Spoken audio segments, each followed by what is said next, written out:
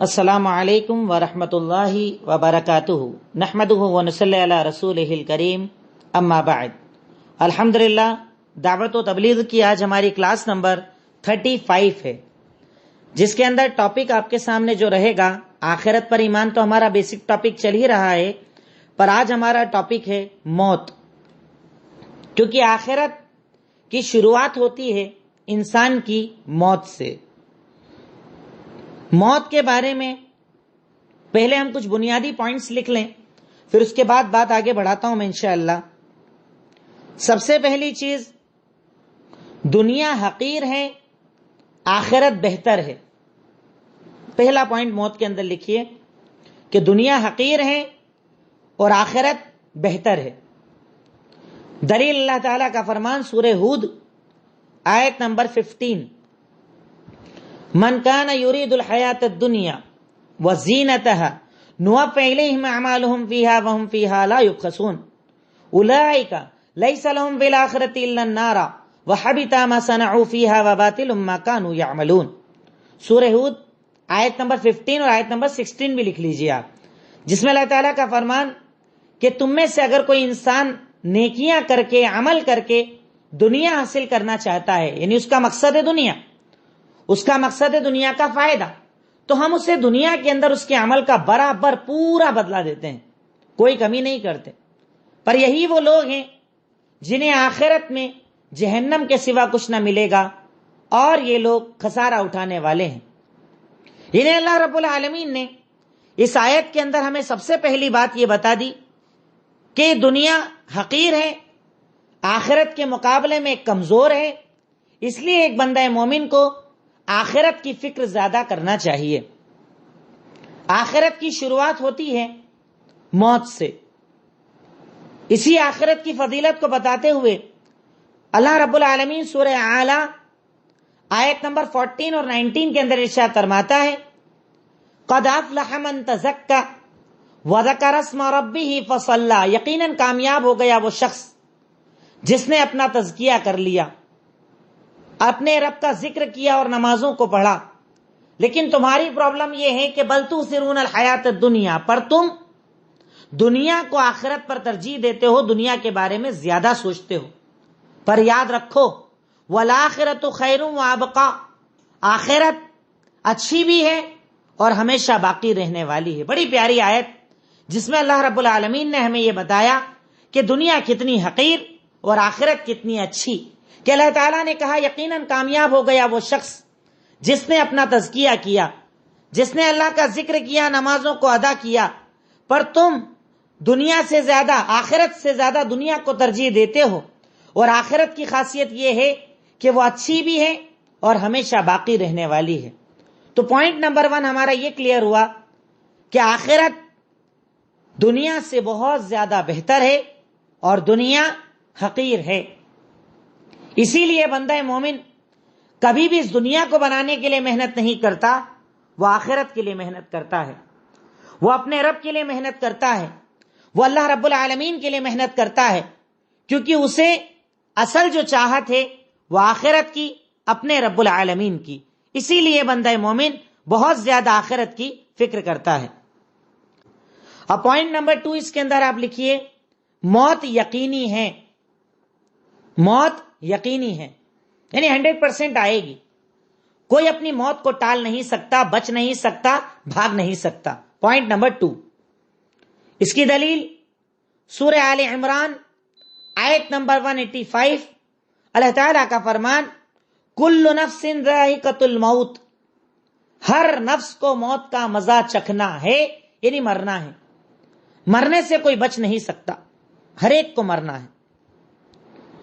اسی پوائنٹ کی دوسری دلیل سورہ نساء آیت نمبر 78، اللہ رب العالمین کا فرمان اینما تکونوا یدرککم الموت ولو کنتم فی بروج مشیدہ، تم چاہے جہاں رہو تمہاری موت تمہیں آ پکڑے گی، چاہے اپنے آپ کو مضبوط قلعوں کے اندر بھی قید کر لو۔ اللہ تعالیٰ نے کیا ارشاد فرمایا کہ موت یقینی ہے، کنفرم ہے، آنی ہے، تم اپنی موت کو ٹال نہیں سکتے، اس سے بچ نہیں سکتے۔ اینما تکونوا یدرککم الموت، تم چاہے جہاں رہو تمہاری موت تمہیں آ پکڑے گی، چاہے تم اپنے آپ کو مضبوط قلعوں کے اندر کیوں نہ قید کر لو، پر تم اپنی موت سے بچ نہیں سکتے، موت یقینی ہے۔ یہ پوائنٹ نمبر 2 موت کے پوائنٹ پر کلیئر ہو گیا۔ نمبر 3 موت کا وقت مقرر ہے، وہ آگے پیچھے نہیں ہوتا۔ پوائنٹ نمبر 3 موت کا وقت مقرر ہے، وہ آگے پیچھے نہیں ہوتا۔ دلیل سورہ منافقون آیت نمبر 11 وَلَن يُؤَخِّرَ اللَّهُ نَفْسًا إِذَا جَاءَ أَجَلُهَا وَلَن يُؤَخِّرَ اللَّهُ نَفْسًا إِذَا جَاءَ أَجَلُهَا۔ اللہ تعالیٰ نے ارشاد فرمایا کہ جب کسی کے مرنے کا وقت آ جاتا ہے تو وہ پیچھے نہیں جاتا، ٹلتا نہیں ہے، ہٹتا نہیں ہے، فکس ہے وہ وقت، آنا ہے آئے گی، وہ وقت آگے پیچھے نہیں جاتا۔ یعنی اللہ رب العالمین نے موت کے وقت کو مقرر کر رکھا ہے۔ جیسے ہمارے یہاں لوگ کہتے ہیں نا، ارے انتقال ہو گیا، اس کی تو عمر ہی کیا تھی، اس کے تو ابھی جانے کا ہی ٹائم نہیں تھا، ایسا ہو گیا ویسا ہو گیا، ایسے جملے بولنا اللہ رب العالمین پر اعتراض کرنا ہے کہ اللہ تعالیٰ تو نے مقرر نہیں کیا ہے، وہ تو حادثے سے چلا گیا، جبکہ اللہ تعالیٰ قرآن کے اندر کہہ رہا ہے کہ وقت مقرر ہے، فکس ہے، اور وہ آنا ہے وہ آئے گا، اس کے اندر کوئی کنفیوژن نہیں، اس کے اندر کوئی شک نہیں، وقت مقرر ہے اور اس پر تمہاری موت آئے گی۔ پوائنٹ نمبر 4 کوئی نہیں جانتا وہ کب اور کہاں مرے گا، یا اس کا انتقال ہوگا یا اس کی موت آئے گی، جو چاہے ورڈ لکھ لیں۔ کوئی نہیں جانتا کہ وہ کب اور کہاں انتقال کرے گا، جس کے بارے میں اللہ کے نبی صلی اللہ علیہ وسلم کا فرمان السلسلۃ الصحیحہ حدیث نمبر 1221، اللہ رب العالمین اللہ کے نبی کا فرمان اذا اراد اللہ قبض عبد بارض جعل اللہ فیہا حاجہ، جب اللہ رب العالمین کسی انسان کا انتقال کسی جگہ پر لکھ دیتا ہے تو وہاں پر اس کے لیے کوئی نہ کوئی کام بنا دیتا ہے اور وہاں پر وہ پہنچ جاتا ہے۔ جیسے لوگ کئی بار ہوتا ہے نا، ایک آدمی اپنے شہر سے باہر ہی نہیں نکلا اور انتقال ہو گیا، تو وہ نکلتا نہیں ہے، اللہ اسے نکالتا ہے۔ تو جب اللہ تعالیٰ کسی انسان کی موت کا ارادہ کرتا ہے کسی جگہ پر تو اس جگہ پر انسان کے لیے حاجت بنا دیتا ہے، وہ وہاں پر پہنچ جاتا ہے، مطلب موت آئے گی، موت مقرر ہے، وقت مقرر ہے، پر بندہ نہیں جانتا کہاں پر موت آئے گی۔ اور اس میں دوسری دلیل بھی لکھ لیں آپ، سورہ لقمان آیت نمبر 34، اللہ رب العالمین کا فرمان، اس میں اللہ تعالیٰ نے کئی چیزیں بتائی، پر ساتھ میں یہ بات بتائی کہ کوئی نہیں جانتا کہ وہ کہاں پر مرے گا، کس جگہ اس کی موت آئے گی، یعنی موت کی جگہ، موت کا وقت، ہر چیز صرف اللہ رب العالمین کے اختیار میں ہے، اس کے سوا کوئی نہیں جانتا کہ انسان کی موت کہاں اور کس جگہ آئے گی۔ جیسا کہ پیچھے حدیث میں نے آپ کو بتا ہی دی کہ جب اللہ رب العالمین کسی انسان کے انتقال کا ارادہ کرتا ہے جس جگہ پر ہونا ہے، اگر وہ اس جگہ پر نہیں بھی ہوتا ہے تو اللہ رب العالمین ایسی ضرورتیں پیدا کر دیتا ہے کہ وہ وہاں پر آ جاتا ہے۔ اب اس کے بعد ہم آتے ہیں موت کی طرف، کیونکہ آخرت کی شروعات ہوتی ہے موت سے، آدمی کے انتقال سے۔ موت اپنے آپ میں ایک بہت بڑی چیز ہے، موت جس سے ہر انسان کانپتا ہے، موت جس کے بارے میں سنتے ہی ہمارے رونگٹے کھڑے ہو جاتے ہیں، ہمارے دلوں کے اندر خوف پیدا ہو جاتا ہے، طرح طرح کے خدشات ایک انسان کی زندگی کے اندر آنے لگتے ہیں۔ کیا ہوگا میرا، کیا ہوگا میرے بعد، کون سنبھالے گا میرے گھر والوں کو، کیا حالات بنیں گے ان کے، یہ ساری چیزیں انسان کی زندگی کے اندر جب اسے موت یاد آتی ہے تو اس کی زندگی کے اندر یہ سارے حالات گھومنے لگ جاتے ہیں۔ موت، اس پوائنٹ کے اندر سب سے پہلا پوائنٹ لکھیے گا، موت کی سختی، موت کی سختی، جسے عربی کے اندر سکرات بھی کہا جاتا ہے۔ سکرات کا ورڈ عربی میں یوز کیا جاتا ہے اور ہندی کے اندر یا ہماری زبان کے اندر ہم موت کی سختی کہتے ہیں اسے۔ خود اللہ کے نبی صلی اللہ علیہ وسلم کے بھی حالات اگر آپ پڑھیں زندگی کے، جو میں آپ کو سیرت النبی کے اندر پڑھا چکا ہوں، آخری وقت جو آپ کا تھا، کبھی چادر ڈالتے کبھی چادر ہٹاتے، سیرت ابن ہشام کے اندر یا رحیق المختوم کے اندر آپ اس کو پڑھ سکتے ہیں، اور سورہ انعام آیت نمبر 93 جس میں اللہ رب العالمین موت کی سختیوں کو بتاتے ہوئے ارشاد فرماتا ہے کہ تم دیکھو گے ظالموں کو جب وہ موت کی سختیوں کے اندر ہوتے ہیں اور فرشتے اپنے ہاتھوں کو بڑھاتے ہیں ان کی روح کو کھینچنے کے لیے، یہ بڑا دردناک عذاب کا وقت ہوتا ہے، سختی کا وقت ہوتا ہے، سانس اکھڑ رہی ہے، انسان ہاتھ پیر جھٹک رہا ہے، موت اسے اپنے سامنے نظر آ رہی ہے۔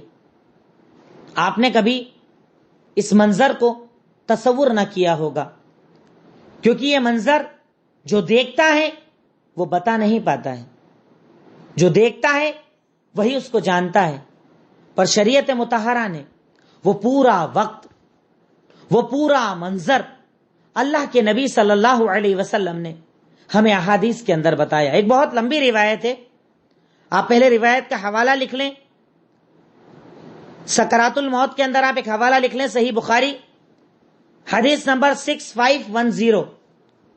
سکرات الموت، یہ جو پوائنٹ آپ نے لکھا ہے اس میں آپ حوالہ لکھ لیں 6510، جس میں حضرت عائشہ صدیقہ رضی اللہ تعالی عنہ بیان کرتی ہیں کہ اللہ کے نبی صلی اللہ علیہ وسلم جب بالکل سکرات الموت کا وقت آیا، کبھی خود پر چادر ڈالتے، کبھی ہٹا دیتے، کبھی برتن میں ہاتھ ڈالتے پانی میں، کبھی ہاتھ باہر نکال لیتے، اور اس کے بعد آپ نے ارشاد فرمایا کہ سنو، یقیناً موت کی سختیاں ہوتی ہیں، موت بڑی سخت ہوتی ہے۔ اللہ کے نبی صلی اللہ علیہ وسلم کا خود کا منظر، اور آپ خود امت کو یہ بتا رہے ہیں کہ موت بڑی سخت ہوتی ہے، موت کی بڑی سختیاں ہوتی ہیں۔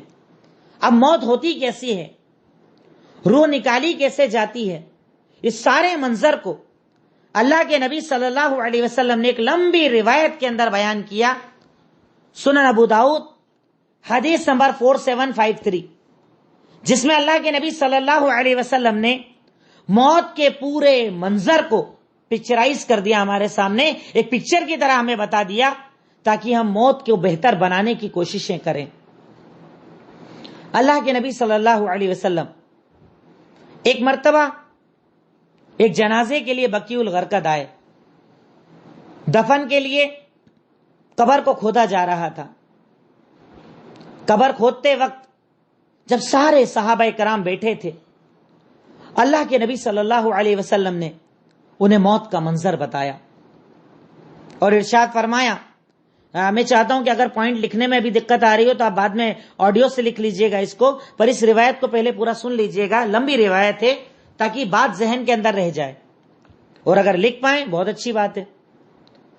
اللہ کے نبی نے پورا منظر بتایا، جب تم میں سے کوئی بندہ مومن ہوتا ہے، موت کے قریب ہوتا ہے، اللہ رب العالمین بڑے خوبصورت سورج جیسے چمکدار چہرے والے فرشتوں کو جنت سے بھیجتا ہے، اوپر سے آسمان سے بھیجتا ہے، اور ان کے ساتھ جنت والا ایک کفن بھی ہوتا ہے، جنت کی خوشبو بھی ہوتی ہے، وہ لے کر آتے ہیں، اور جس کا انتقال ہونے والا ہے اس سے کچھ دوری پر جا کر بیٹھ جاتے ہیں۔ مردہ جس کا انتقال ہونے والا ہے وہ انہیں دیکھتا ہے، برابر دیکھتا ہے، پر وہ بتانے کی کنڈیشن میں نہیں ہوتا، سکرات کے اندر ہوتا ہے، نزا کا عالم ہوتا ہے۔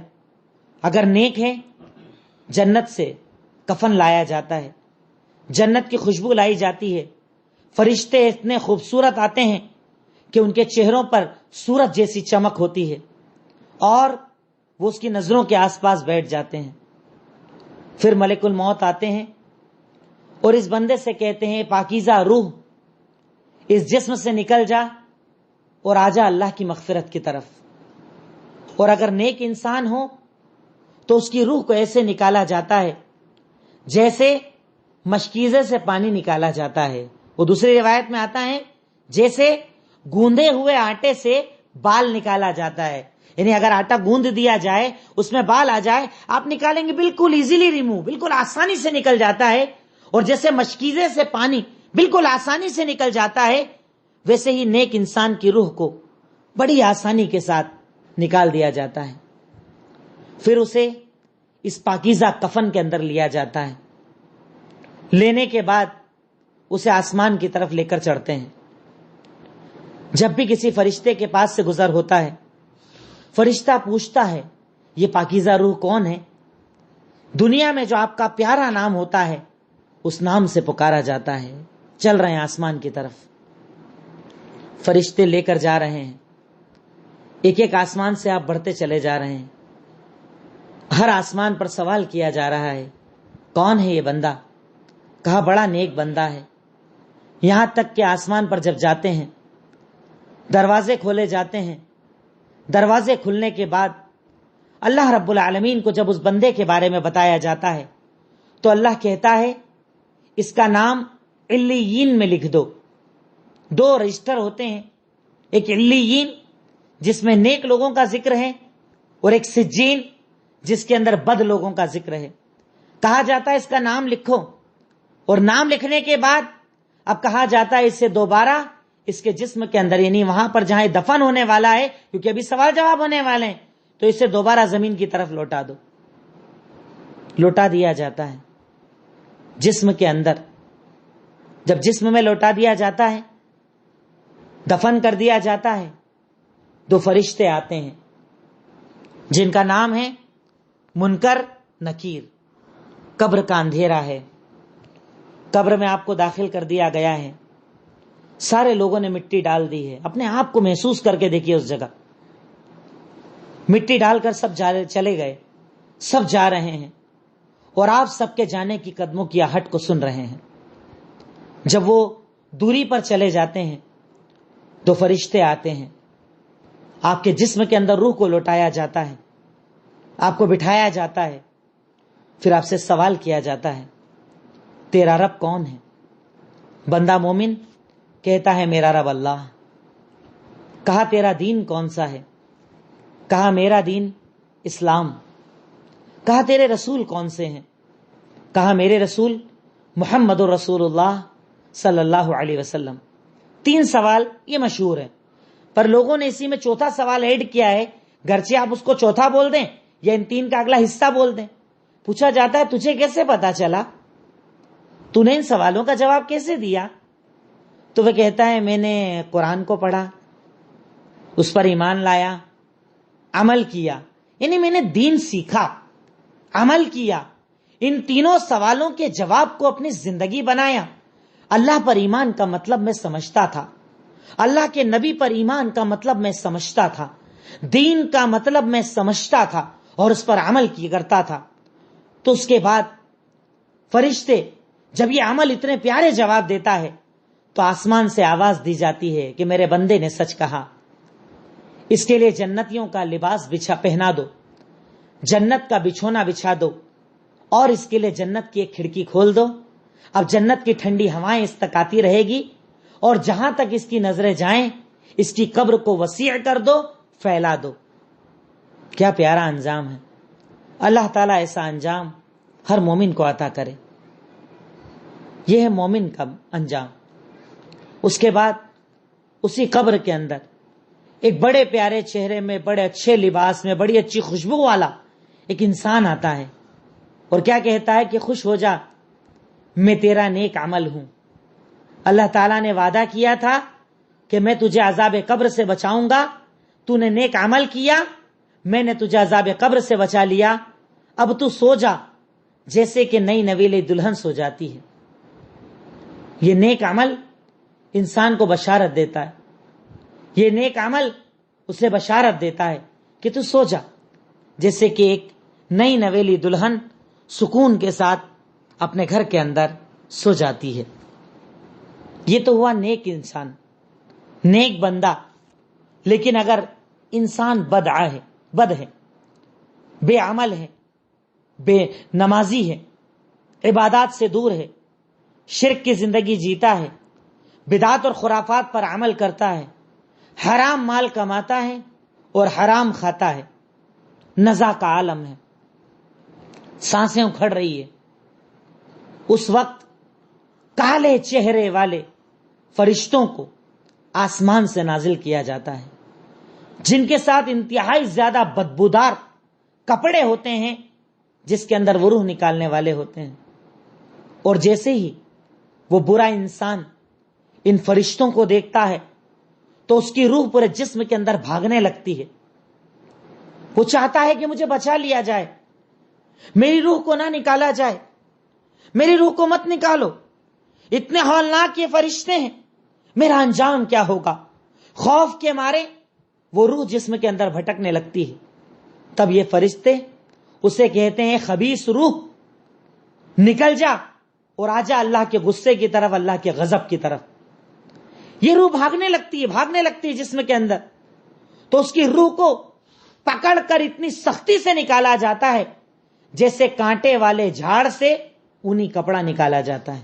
کبھی آپ دیکھیے اونی کپڑا اگر کانٹے کے جھاڑ میں پھنس جائے، نکالیں گے تو کتنے روئیں چھوٹ جاتے ہیں، کتنی سختی کے ساتھ نکالا جاتا ہے. اس شدت کے ساتھ برے انسان کی روح کو کھینچا جاتا ہے، کھینچ کر نکالا جاتا ہے. نکالنے کے بعد اس بدبودار کپڑے کے اندر اس روح کو رکھا جاتا ہے، اور ایسی بدبو جس کو سارے فرشتے محسوس کرتے ہیں، اس روح کو لے کر وہ آسمان کی طرف چلتے ہیں. اور اس بدبو کو جب محسوس کیا جاتا ہے تو فرشتے کہتے ہیں یہ کس خبیث کو لے آئے؟ تو اس کا پورا نام، جو دنیا کے اندر برا نام جو بولا جاتا تھا، اس نام کو پکار کر کہتے ہیں.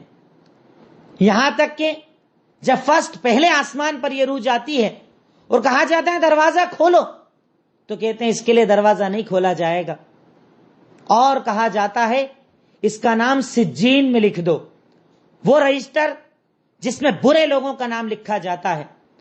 اور اس کے بعد اس کی روح کو اس کے جسم کے اندر لوٹا دیا جاتا ہے. برا انسان قبر کے اندر داخل کیا گیا، قبر کے اندر آپ کو چھوڑ دیا گیا. اب آپ کے پاس دو فرشتے آتے ہیں جن کا نام منکر نکیر. اٹھاتے ہیں، بیٹھاتے ہیں، پوچھتے ہیں تیرا رب کون؟ وہ کہتا ہے ہاں لا ادری، مجھے نہیں پتا. جو تمہاری طرف رسول بھیجے گئے ان کے بارے میں کیا کہتے ہو؟ کہا ہاں لا ادری، میں نہیں جانتا. پھر اس کے بعد پوچھا جاتا ہے تیرا دین؟ کہا میں نہیں جانتا. آسمان سے صدا لگائی جاتی ہے اس کے لیے جہنم کا لباس بچھا دو، جہنم کے کپڑے پہنا دو، اور جہنم کی کھڑکی کھول دو. جہنم کی آگ، اس کی گرمی اس کے اوپر آنے دو، اور اس عذاب کو اس کو برداشت کرنے دو. اور اس کی قبر کو اتنا تنگ کر دیا جاتا ہے کہ اس کی ہڈیاں ٹوٹنے لگتی ہے. اس کے بعد ایک برے چہرے کے اندر، بدبودار چہرے کے اندر اس کا برا عمل اس کے پاس آتا اور کہتا دیکھ میں تیرا وہ عمل ہوں جو تو کیا کرتا تھا. اب یہ تیرا خبیث عمل تب تک یہ سارا عذاب تجھ پر چلتا رہے گا جب تک کہ قیامت قائم نہ ہو جائے. تصور کیجئے قبر کا عالم، قبر کی سختی، قبر کا انداز، قبر کا انجام. یہ میں نے آپ کو پوائنٹ جو بتایا ہے، روح کیسے قبض کی جاتی ہے. آپ چاہیں تو اس پر ہیڈنگ لکھ لیجئے کہ روح کیسے نکالی جاتی ہے. کبھی تصور کر کے دیکھا اپنے قبر کو؟ کیا ہے قبر؟ اندھیرے کا گھر، کئی کلو کی مٹی، کفن کے اندر آپ، نہ باپ نہ بھائی، نہ رشتہ دار، نہ تعلقات، نہ دوست نہ احباب، نہ اسٹیٹس نہ رتبہ، نہ دولت نہ شہرت. اکیلے اس قبر کے اندر آپ کو داخل کر دیا جاتا ہے. کوئی محبت کرنے والا آپ کے ساتھ اس قبر کے اندر نہیں جاتا. سب پیچھے چھوڑ دیا آپ نے، سب رہ گیا پیچھے. بچا کیا؟ آپ کا عمل، آپ کی نیکیاں، آپ نے جو کیا وہ قبر میں آپ کے ساتھ. عمل اچھا یا برا وہی آپ کے ساتھ، اور اسی کے اعتبار سے یا تو ثواب یا تو اللہ رب العالمین کا عذاب. تصور کر کے دیکھیے کبھی قبر کو. اور قبر کا تصور کرنا ہے نا، کبھی اندھیری رات میں قبرستان جا کر دیکھیے. اندھیرا، بارش کا موسم، چاروں طرف کیچڑ، قبریں دھسی ہوئی، قبروں میں پیر دھس رہے. اس مٹی والی قبر کے اندر آپ کیا حالات ہوں گے؟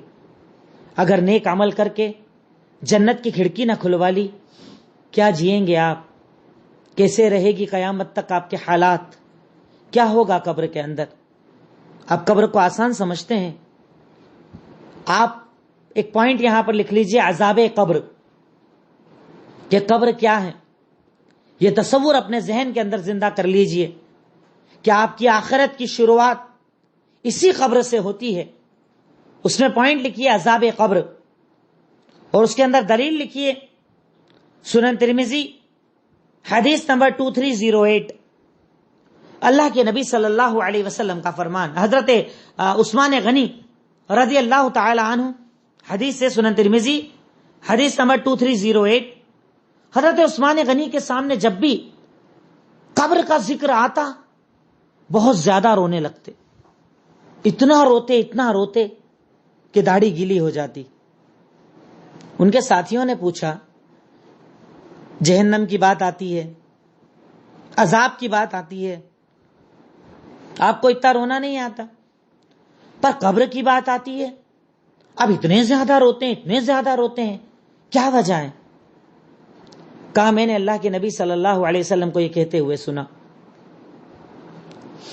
ان القبر اول منازل الاخرہ، قبر آخرت کی پہلی منزل ہے، جو اس سے نکل گیا وہ سب میں نکل جائے گا، اور جو اس میں پھنس گیا وہ آگے تک پھنستا چلا جائے گا۔ یہ معاملہ حضرت عثمان غنی رضی اللہ تعالی عنہ نے بیان کیا، اور اس کے بعد کہا کہ اللہ کے نبی نے ارشاد فرمایا کہ اللہ کے نبی نے کہا کہ میں نے کئی خوفناک منظر دیکھے، میں نے جہنم کو بھی دیکھا، میں نے عذاب کو بھی دیکھا، پر میں نے قبر جتنا ہولناک کوئی اور منظر نہ دیکھا۔ جتنے بھی خوفناک میں نے منظر دیکھے، ان منظروں میں اگر سب سے خوفناک کوئی منظر تھا تو وہ تھا قبر کا منظر۔ اس سے زیادہ خوفناک منظر میں نے دوسرا نہیں دیکھا۔ وہ اکیلا منظر سب سے زیادہ ہولناک، سب سے زیادہ خوفناک تھا۔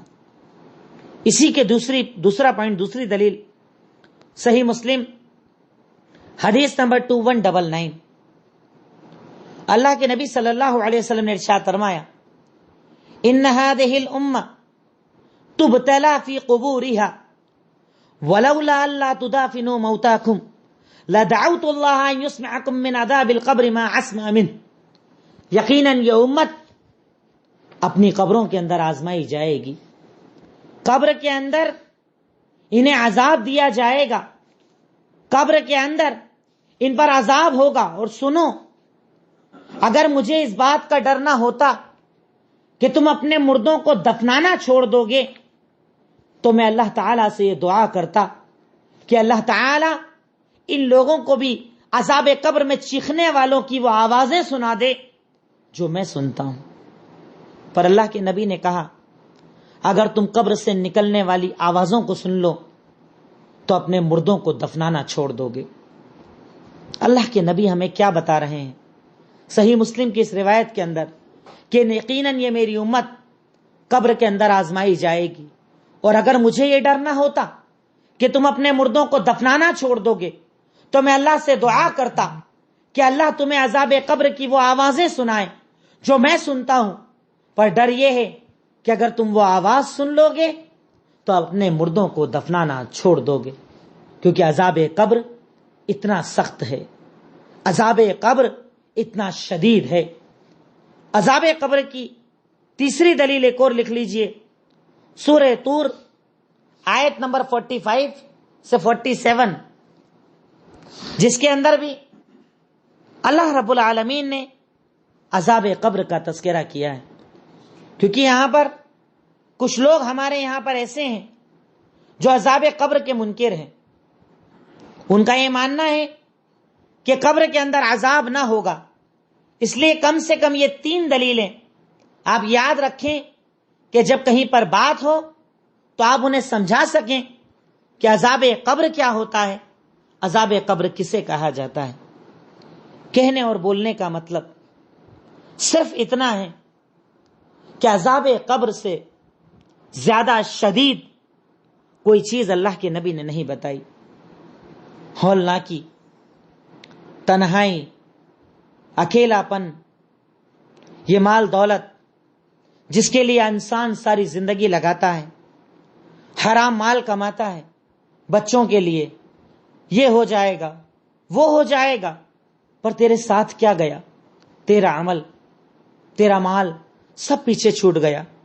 وہ اولاد جن کے لیے تو نے اپنی قبر کو عذاب گاہ بنا لیا، وہ اولاد بھی تجھے چھوڑ کر چلی جائے گی، کوئی تیرے ساتھ نہ آئے گا. ملک الموت کو تجھے اکیلے جواب دینا ہے، تیرے سوالوں کا جواب تجھے ہی دینا ہے. وہاں کوئی بتانے والا نہ آئے گا، وہاں کوئی ہیلپ کرنے والا نہیں آئے گا. تو اور تیرا عمل، منکر نکیر کے سامنے تیرا سارا عمل. اللہ کے لیے اپنے آپ کو اس موت کے لیے تیار کیجیے، موت کے لیے اپنے آپ کو ریڈی کیجیے، عمل کر کے، نیکیاں کر کے، خوش، اللہ تعالیٰ کی رضا کے لیے خوش ہو کر اور اللہ تعالیٰ کی ناراضگی پہ ناراض ہو کر اپنے آپ کو ریڈی کیجیے، ایگری کیجیے. رضامندی رب العالمین کی جس چیز میں ہے اس کو اپنی زندگی بنائیے، تاکہ یہ موت کا مرحلہ بہت زیادہ آسان ہو جائے. اور جب بھی کبھی موت بھول جائے نا، اس منظر کو ایک بار پورا اپنے سامنے یاد کرنا، امیجن کرنا، انشاءاللہ زندگی بہت بہتر ہو جائے گی اور رب کے لیے جینے کا تصور آپ کی زندگیوں کے اندر آ جائے گا. کل انشاءاللہ اس کے آگے کا مرحلہ، عذاب قبر کن چیزوں سے ہوتا ہے، عذاب قبر سے بچنے کا ذریعہ کیا ہے، پھر قیامت کے دن کا اٹھایا جانا، میدان محشر، یہ پوائنٹس آگے چل کر انشاءاللہ آپ کے سامنے آئے گا. اللہ رب العالمین سے دعا کرتا ہوں کہ اللہ رب العالمین، تیرا ڈر تو ہے پر موت کو ہم بھول جاتے ہیں. اللہ اس موت کو ہمیں یاد رکھنے کی توفیق عطا فرما دے. اللہ اس موت کو یاد رکھ کر ہمیں زندگی کو بہتر بنانے کی توفیق عطا فرما دے. اے اللہ، قبرستان جا کر بار بار اپنی زندگی کو صحیح راستہ دینے کی تو ہمیں توفیق عطا فرما دے. اے اللہ، بھول گئے ہیں ہم اس موت کو جو سامنے کھڑی ہے. اپنے مردوں کو دفنانے کے بعد بھی ہمیں یہ لگتا ہے کہ ابھی 30-40 سال باقی ہیں. اللہ، ہم تیرا ڈر اپنے دلوں سے نکال چکے ہیں. تو ہمارے دلوں کے اندر موت، آخرت، سوال جواب کا ڈر پیدا فرما دے اور اس دنیا اور آخرت کو بہتر بنانے کی ہمیں توفیق عطا فرما دے. وآخر الدعوانا ان الحمد للہ رب العالمین. السلام علیکم ورحمۃ اللہ وبرکاتہ.